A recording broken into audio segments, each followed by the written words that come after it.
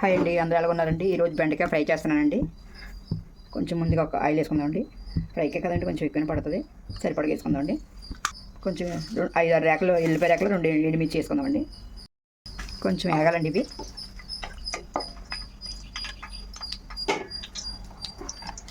కొంచెం మినపప్పు అండి, కొంచెం శనగపప్పు, కొన్ని ఆవాలండి, కొంచెం కరివేపాకు అండి. పోపు దినుసండి, మినపప్పు, శనగపప్పు, కొన్ని ఆవాలండి, 2 ఎండుమిర్చి, ఒక 5-6 రేకలు ఎల్లిపాయ రేకలు అండి, కొంచెం కరివేపాకు. వేగిపోయినాయి కదండి, ఇప్పుడు బెండకాయలు వేసుకుందామండి.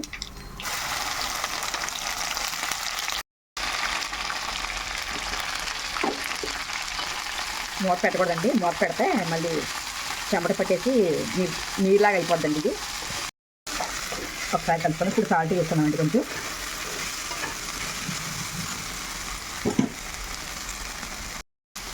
తగిన సాల్ట్ వేసుకుందామండి.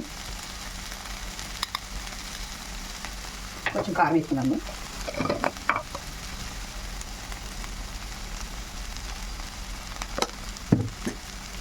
ఒకసారి కలిపేసుకొని మూత పెట్టకూడదు, అప్పుడే మూత పెట్టకూడదు, మూత పెట్టకుండానే ఇలా కలుపుకోవాలి. ఒకసారి కలుపుకుందామండి. ఇంకా కొంచెం మగ్గితే సరిపోద్ది, కొంచెం అయితే సరిపోద్దాము. ఒకసారి కలిపేసుకున్నామండి, అయిపోయిందండి. కొంచెం కొత్తిమీర వేసుకొని, పప్పు టమాటోలో కన్నా సరే, చారులో కన్నా సరే చాలా బాగుంటుందండి ఇది బెండకాయ ఫ్రై అండి. కొంచెం కొత్తిమీర వేసుకున్నామండి.